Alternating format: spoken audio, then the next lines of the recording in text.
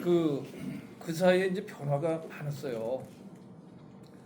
목사 안수 받고 그다음에 저는 원래 이제 목사 안수를 안 받을 마음이었다가 이 선교 사역을 하는데 목사 안수를 받는 게 유리하겠다 하는 마음에서 문을 두드렸더니 문이 그냥 확 열려버렸어요. 그래가지고 이제 선교 사역이 왜 유리하냐면은 목사 이게 저 안수를 안 받으면은 세례를 못 줘요. 축도도 못 하고 뭐 몇 가지가 이렇게 하여튼 한국 교단에서는 굉장히 금합니다 그거를. 그래서 받아두는 게 선교사역 계속 하는데 별 지장이 없겠다. 그래갖고 안수를 받았는데 10월 26일 날 안수를 받고 거의 어느새 9개월이 됐습니다. 4월 달에 이 교단이 이제 한국에서는 들어온 지 얼마 안 되니까 좀 미약하고 교단 말하자면 센터가 되는 교회가 없었던 거예요. 저를 이렇게 관찰들을 하더니 뭐 큰 교회에서 장로를 뭐 거의 20년 가까이 했었고 선교 사역도 한 25년을 했고 그러니까 당신이 교단 본부에 본부 교회를 만들어 줄 테니까 그거 담임 목사를 좀 해라. 근데 제가 목사 안수 받을 때 결심을 하고 하나님한테 기도한 게 있거든요. 우리 중에 이제 그런 사람도 있고 아닌 사람도 있는데 제가 이 주도형이에요. 굉장히 강한. 그러니까 지금도 비즈니스를 하죠. 이 주도형이니까. 그래서 하나님 앞에서 아니 이게 목사 안수 받은 것도 그렇고 교회를 하라고 그러는데 주도형으로 하면은 다 이거는 안 될 것 같아요. 그래서 내가 이거 하고 싶소 이거 합시다 이런 소리를 안 하겠다 하는 이제 결심을 했거든요. 그리고 그 말하자면 교단의 기존 리더십들한테도 그렇게 얘기를 한 거예요. 내가 뭐를 하겠소 내 계획으로 내가 기획하고 그런 거 안 할 거요. 그랬더니 이제 한참들 회의를 하다가 본부 교회 담임 목사를 하라고 그런 거예요. 그래가지고 그럼 뭐 하는 건데요? 잘 몰랐어요, 솔직히 뭐 하는 데인지를. 지금도 사실은 명확하지가 않아요. 뭘 하는 건지. 그냥 교단 본부에서 하라고 그러는 거 있으면은 그냥 그대로 하면 되는 건가 보다. 그러고 제일 중요한 게 그래도 설교겠지. 해가지고 매주 금요일이 되면은 프로페짜이라는 걸 해요. 이 용어를 뭐 들어보신 분도 있을 테고 아닌 분도 있겠지만 이제 그 루터가 종교 개혁을 하고서 주장한 몇 가지 중에 하나가 캐톨릭은 뭐 그냥 이렇게 딱 짜여가지고 위에서부터 내려오는 대로 해석도 하고 다 해야 되잖아요. 그러니까 루터가 보기에는 그건 아니다. 그래서 이제 주장한 것 중에 하나가 사적 해석의 자유라는 표현을 써요. 사적 해석. 그러니까 이 개인이 말씀을 읽으면서 자기가 은혜 받는 거에 따라서 해석을 해도 된다. 왜냐하면 어차피 사람마다 좀 다양하게 다른 거거든요. 그런데 그렇게 했더니 어떤 문제가 생기냐면 너무 황당한 해석도 막 하는 거예요. 사적 해석의 자유를 주니까. 그걸 보고서 튜빙글리가 아마 이제 이걸 고안했나 봐요. 프로페짜이라는 거라.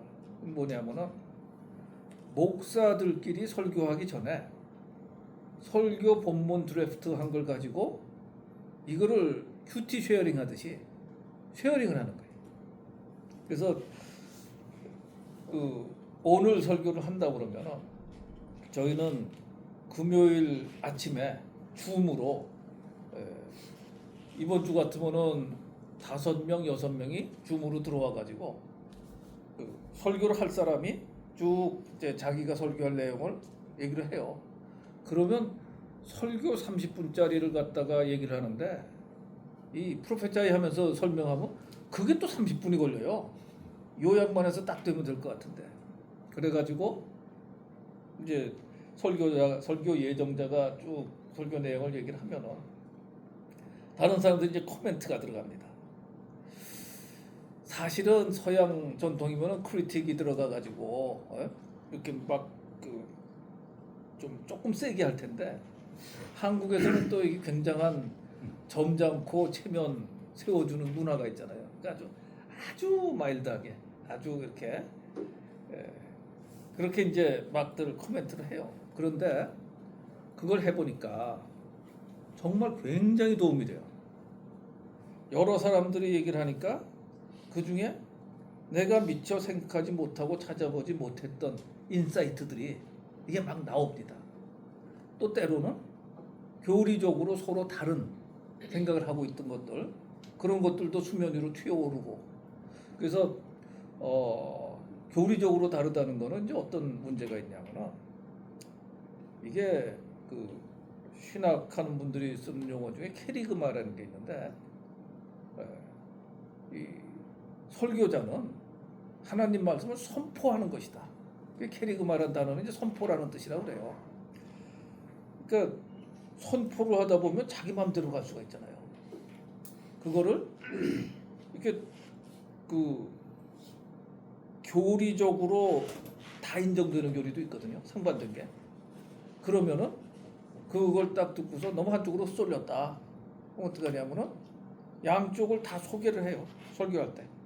그리고 자기는 나는 이쪽을 더 지지합니다. 이런 식의 얘기를 하면은 그러면 소위 말하는 이단 시비에 몰릴 확률은 좀 줄어들어요. 그래서 그런 방식으로 진행을 하고 있고요. 그 저희 교회는 지금 오늘 20명 정도가 예배를 드렸어요. 많이 드린 거예요 지금. 12명 정도 드리다가 오늘 손님들이 좀 있어가지고 20명 정도가 예배를 드렸고, 그러고 아직은 예배 드린 사람들이 그 밑에 가게에 가가지고 식당에 가가지고 다 함께 식사를 사 먹고 그러고 헤어집니다. 조그만 교회의 그 뭐랄까 좋게 말하면 청스러운 그런 게 좀 있는 거죠. 그래서 우리 저 67동행 우리 함께 믿음 생활하는 우리들 아마 우리 서 회장이 공지를 했을 걸로 아는데 10월 12일이 주일이거든요. 그래서 칼렌더에다가 마킹해 주시고 10시 반까지 지금 인천에 한번 놀러 오세요. 그러면은 제가 그냥 보내지 않고 그저 영종도 바닷가에 가면은 바닷물이 보이는 이 맛집들이 좀 있어요. 그 시절에 제일 맛있다고 하는 그런 식사를 대접을 해서 보내드리겠습니다. 이름이 뭐예요? 교회 교회 이름 뭐라고 그러세요? 저 교회 이름 길어요. 그 컵 들고 계신 분들 보시면 되는데 그 CNMA는 줄여서 얼라이언스 마지막 단어만 이렇게 하거든요. 얼라이언스 본부교 그 한국총회 본부교회. 그러니까 뭐 외우려고 애쓰지 마세요. 이 나이에 뭐 그거 얼라이언스 한국총회 본부교회. 그러니까 내부에서 그냥 본부교회 이랍니다. 본부교회. 자, 오늘 말씀이 제가 이 창세기 강해를 하고 있어요 지금. 그래서 3장 16절까지 지금 나가고 있는데 요거는 그 전에 했던 설교 중에 풀 버전으로 한 거는 한 30분 정도 되고, 그거를 또 우리 동행 친구들을 위해 가지고 줄였어요. 그래서 여기 붙어 있는 건 축약 버전입니다. 우리 중에 이제 나이를 먹으면은 배고픈 거를 못 참는 친구들이 생겨요. 그래가지고 너무 길게 하지 마라. 그래서 축약 버전으로 하고 너무 짧으면 뭐 또 거기 좀 덧붙일 말씀을 조금 드리도록 그렇게 하겠습니다. 말씀 전하기 전에 다시 한번 잠깐 기도하고 하겠습니다. 하나님, 말씀을 주셨는데 저희가 말씀을 소중하게 받고 그 말씀 속에 감추어져 있는 당신의 마음과 뜻을 잘 깨닫는 귀한 시간이 되기를 원합니다. 성령님 이 자리에 임재하시고 우리의 눈과 귀와 그리고 저의 입술도 열어 주시옵소서. 예수 그리스도 이름으로 기도하였사옵나이다. 아멘. 네, 이 이제 큰 흐름이 이렇잖아요. 기독교 세계관이라고 하는 창조, 타락, 구원, 그 다음에 심판, 뭐 영생, 이 마지막 단계를 그렇게 부르죠. 그런데 한국 교회를 바라볼 때 안타까운 게 구원에 대한 감격 감사가 너무 약해. 예수님, 나도 잘 알아. 십자가에 달려 돌아가셔갖고 우리 죄를 사해 주셨지. 아는데 감격이 별로 없어요. 그래서 왜 창세기 강해 설교를 하냐면은 타락, 이 죄성이라는 게 얼마나 심한 것이며 거기서 심판을 면해줬다는 게 얼마나 큰 은혜인지 이거는 좀 상세히 들여다봐야겠다. 그래서 이제 첫 해는 창세기 11장까지 1장부터 그렇게 이제 가고 있습니다. 그 중에 핵심 중에 핵심이 제가 보기에는 소위 말하는 선악과에 대한 이해예요. 제가 이 축약 버전 하는 거를 우리 회장님이 뒤에다 붙여 놓으셨는데 그걸 보시면서 들으셔도 좋습니다. 성경을 해석하는 방법에 대해서 여러 가지 얘기를 하는데 이제 관찰, 해석, 적용 이게 이제 가장 많이 얘기하는 거예요. 관찰을 열심히 해라. 그래서 이 성경 연구 방법이라는 비교재에서는 뭘 갖고 얘기를 하냐면 지폐를 하나 딱 꺼내. 그리고 이 지폐에서 200가지 특징을 찾아서 적으시오.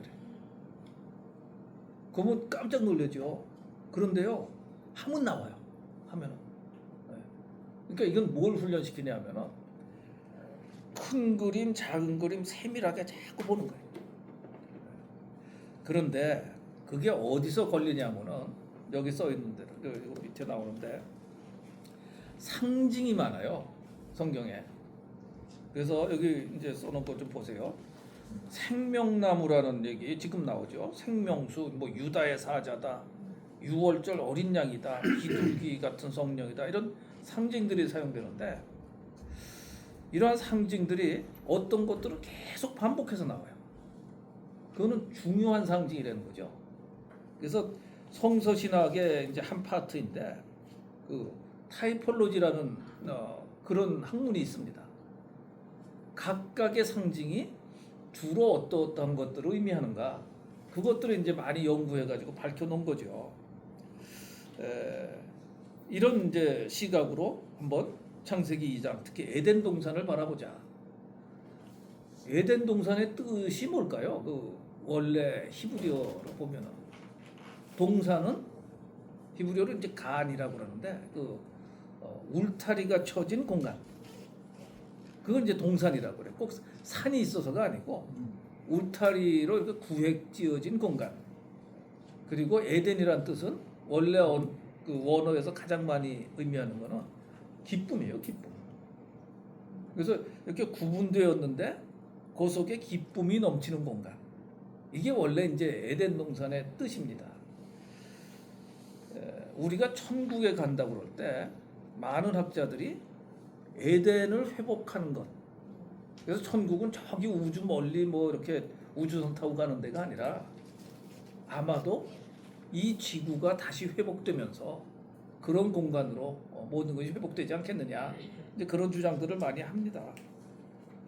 자, 여기서 이제 제일 중요한 게 생명나무와 선악을 알게 하는 나무라고 세 번역에서 표현했는데 원래 원어대로 하면은 선과 악의 지식나무라고 되어 있어요. 선과 악의 지식나무. 생명나무부터 한번 보겠습니다. 자, 8절에 보면은 동쪽에 있는 에덴에 동산을 만드시고 사람을 거기 두시고 그리고 보기에 아름답고 먹기에 좋은 열매 맺는 수많은 종류의 나무를 자라게 하시고 그런데 동산 가운데는 생명나무도 있고 선과 악의 지식나무도 있었더라. 그렇게 얘기를 해요. 우리가 이제 전부 신앙생활을 오래 하셨으니까 생명나무 그건 뭐 금방 다 아세요. 이건 예수 그리스도를 상징하는 거야. 그거 모르는 분 없으실 거예요.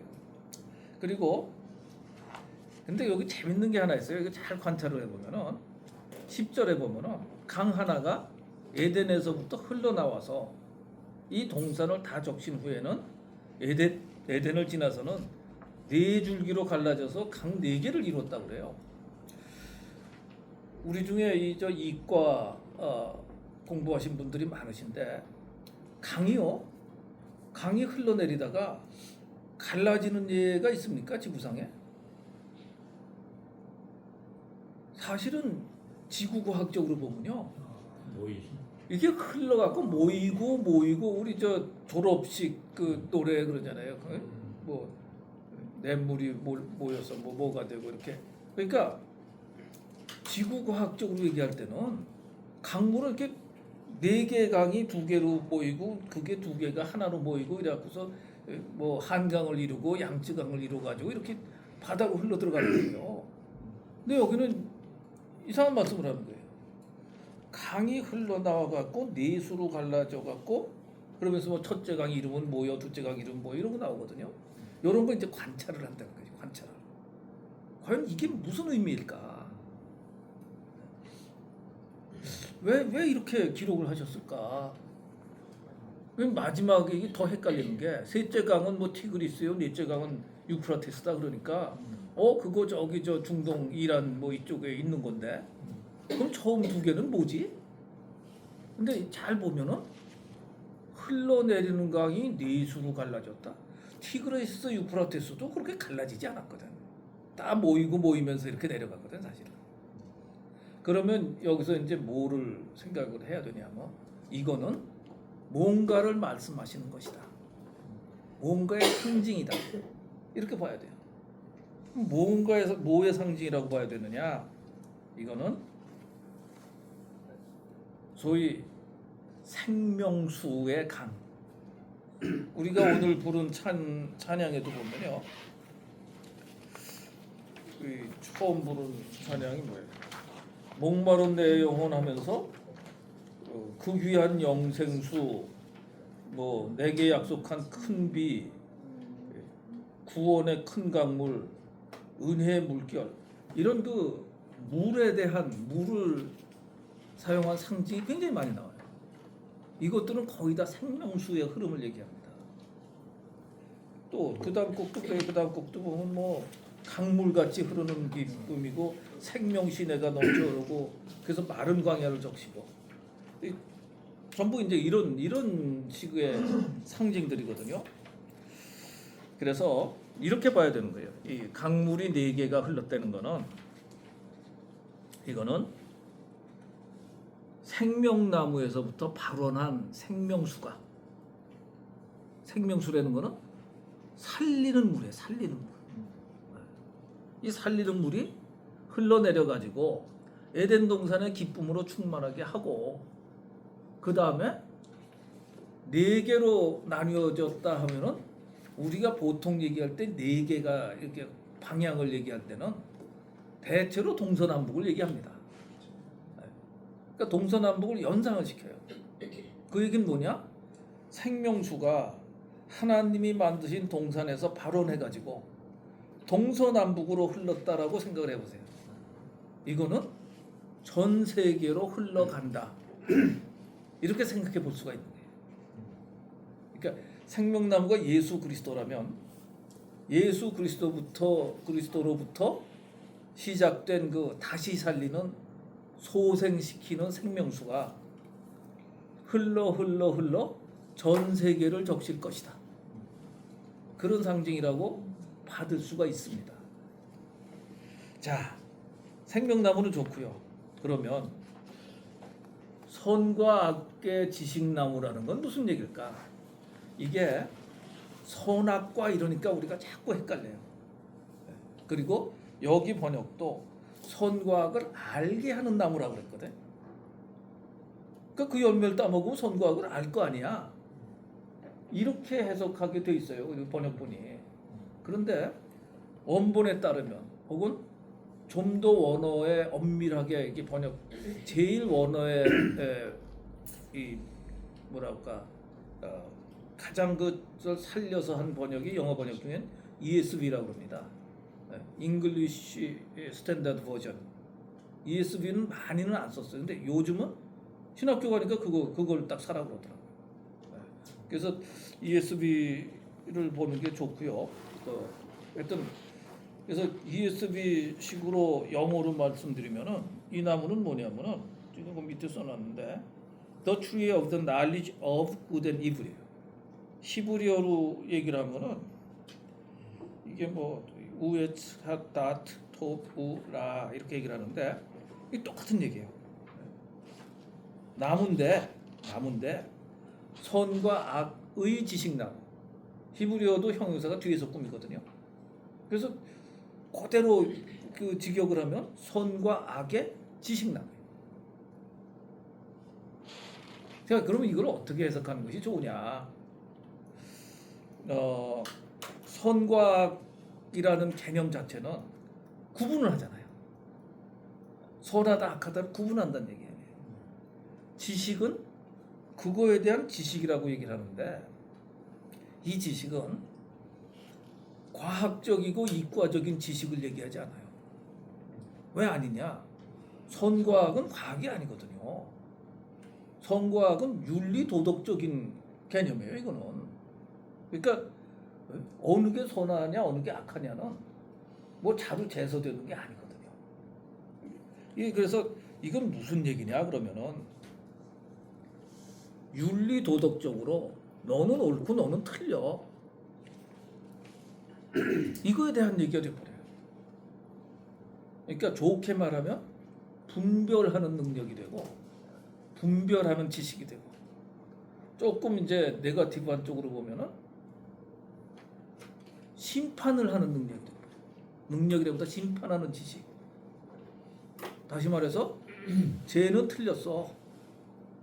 이 친구는 좋은 친구야. 그거를 자기가 안다고 생각하게 하는 나무. 요거 굉장히 중요합니다. 나중에 이제 이 나무 열매를 따먹고서 뱀이 유혹한 것과는 전혀 다른 현상이 나타나거든요. 왜 이게 이제 유혹적이었냐 하면은 선과 악을 궁극적으로 구분하실 수 있는 그분은 창조주 하나님뿐이 없어요. 우리를 만드신 분이 이분만이 우리 보고 너는 선하다 너는 악하다고 하실 수가 있는 거예요. 그리고 선하다 악하다는 개념이 이게 인간의 개념이 원래는 아닙니다. 왜냐하면 선이라는 거는 선하다라는 것보다 창조주 자신이 그분이 선 자체예요. 그래서 선하다는 것은 하나님 닮은 거를 그건 좋은 거다. 그래서 선하다가 됩니다. 하나님 닮지 않은 것, 하나님의 뜻과 전혀 다른 거는 그건 악한 거예요. 왜냐하면 창조주의 섭리에 어긋나는 거기 때문에. 그런데 우리 인간들은 이 자기중심적이 돼가지고 뭔가 이렇게 했는데 나한테 유리하면 선한 것처럼 이렇게 느껴요. 그 나한테 좀 불리하면은 악한 것처럼 얘기를 해요. 그러나 그 총체적 심판은 하나님만이 하실 수 있는. 하나님만 하실 수 있는. 왜냐? 하나님만이 이건 나를 닮은 거야. 내 의도와 같아. 그럼 하나님이 그 선하다고 하시는 거예요. 우리 중에 누가 어떤 행위를 했어요. 그런데 우리 편이라고 그래갖고 무조건 잘했어요. 그 착해요. 이렇게 얘기한다고 그러면 바른 판단이 아니거든요. 편파적인 판단이지. 인간들은 우리 친구분들과 우리 사모님들 다 살면서 이제 느끼시는 거겠지만 우리가 얼마나 잘못된 이 판단을 많이 합니까? 근데 내 잣대로 재는 거예요. 전부 내 잣대로. 이 선과 악의 지식나무는 내가 꽤나 뭘 안다라고 생각하게 만드는 나무고, 그걸 따먹었다는 건 우리가 그런 자기중심성을 가졌다는 거예요. 마치 내가 옳은 것 같아. 나의 그 분별력 혹은 선악간에 이렇게 판단하는 게 내가 아주 꽤나 그거를 공정하게 잘 판단하는 것 같은 착각을 합니다. 근데 나중에 보면은 아니었네 싶을 때가 얼마나 많아요. 그런데도 그게 우리의 죄성 중에 하나인데, 깊은 데 있는 죄성이 아무 근거도 없이 내 생각이 맞을 거야, 내 판단이 맞을 거야, 이런 생각들을 너무 많이 하는 거죠. 그러다 보니까 심지어는 교계에서도 싸우는 거예요. 내가 맞고 넌 틀려. 그래서 자꾸 분열이 돼요. 교계 얘기를 지금 할 건 아니고, 여기 그래서 포인트는 심판주는 하나님뿐인데 우리가 너무 많은 경우에 심판을 하고 있어요. 그래도 괜찮아. 그건 하면 안 돼. 우리가 누군데? 영적인 의미에서의 심판은 우리 소관이 아닙니다.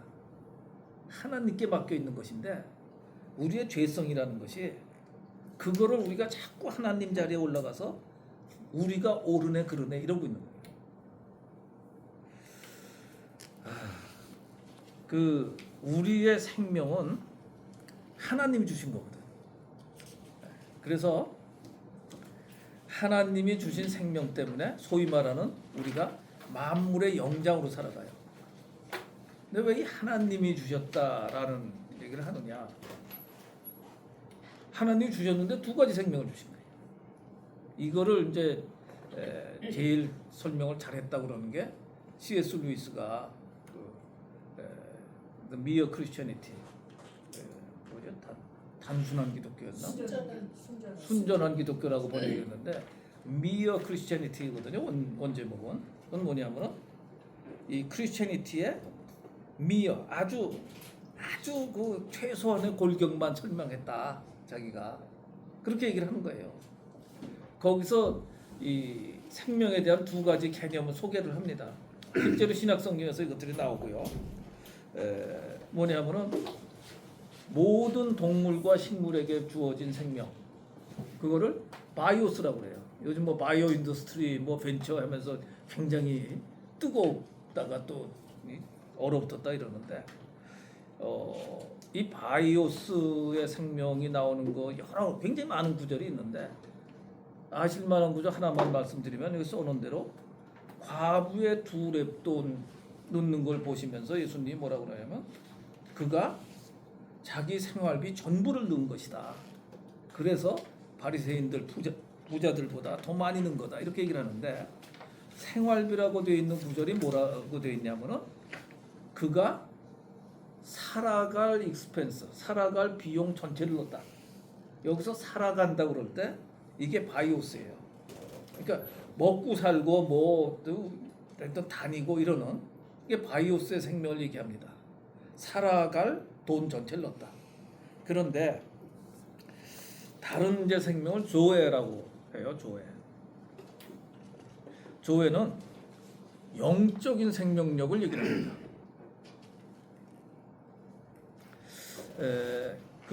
그게 이제 대표적으로 나오는 게 마태복음 4장 4절. 이 조의 동사가 이제 자오인데, 사람이 빵만으로 사는 것이 아니요 할 때 이 산다 그럴 때는 이 조의 자오라는 동사의 변형을 씁니다. 그러니까 빵을 먹으면 바이오스는 살아요. 근데 빵 먹었다고 조회가 살아나는 게 아니라는 거예요. 그 조금 아까 저희들이 이거 사도신경을 이제 우리가 같이 암송하면서 고백을 했는데, 거기 이제 거의 끝 부분에 이렇게 나와요. 산 자와 죽은 자를 심판하러 오시리라. 이건 뭐냐? 조회의 생명이 있는 자와 없는 자를 심판하러 오시리라, 이런 뜻이에요. 바이오스가 아니죠. 우리 다 믿는 사람이고 안 믿는 사람이고 바이오스로는 다 살아 있어요. 먹고 살고 숨쉬고 다 해요. 예. 그런데 하나님을 만난 자들, 그들에게는 조회의 생명이 있다는 거예요. 조회의 생명이 있는 자들은 바이오스만 있는 자들이 알 수 없는 것들을 깨닫고 느끼고 그거를 누리면서 사는 거죠. 이 조회가 흘러나오는 그 생명수의 원천이 아까 말씀드린 생명나무인 거예요. 그리고 그 생명나무는 이건 뭐 이제 신약으로 가면서 우리가 더 이렇게 들여다봐야 할 부분인데, 왜 예수 그리스도로부터 조회의 생명이 흘러나오느냐, 그거를 알아야 바이오스로는 살아있으나 조회로서 죽어있던 우리가 조회의 생명을 받아서 영적으로 산 자가 되었다는 게 얼마나 이게 기적적이고 놀라운 은혜인지 이걸 깨닫게 됩니다. 그래서 이 아까 처음에 이제 말씀드린 대로 조회는 어디서부터 흘러나오느냐? 생명나무이신 예수 그리스도로부터 흘러나와요. 그래서 에덴 동산을 다 적시고 에덴으로 쫓겨났던 바이오스의 생명은 있으나 조회가 없던 그런 그 영적으로 죽은 백성들을 하나님이 다시 불러 모으셔가지고 조회가 넘치는, 비록 몸은 이 땅을 딛고 있지만 영적으로는 에덴을 살고 있는 그런 자들에게 흘러 넘치는 거예요.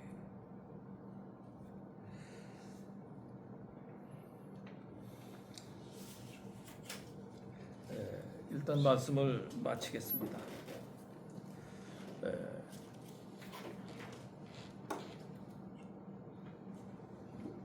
이 선과 악의 지식나무를 따먹었다는 의미는 하나님으로부터 독립하겠다는 의지예요.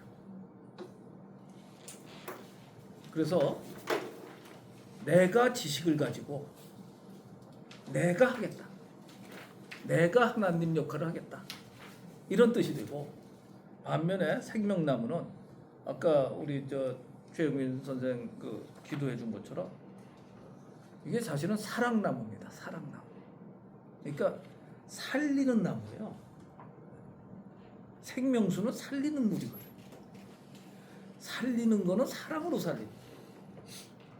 그래서 그 사랑이 흘러가지고 서로가, 물론 이게 굳이 따지면 이제 5가지 사랑 중에 아가페 사랑인데, 그 사랑으로 살려내는, 그래서 그 사랑을 받고서 살아나는 자들이 예수 그리스도도 알고, 그 경험이 어떤 현상으로 나타나냐 하면은 독립의 반대예요.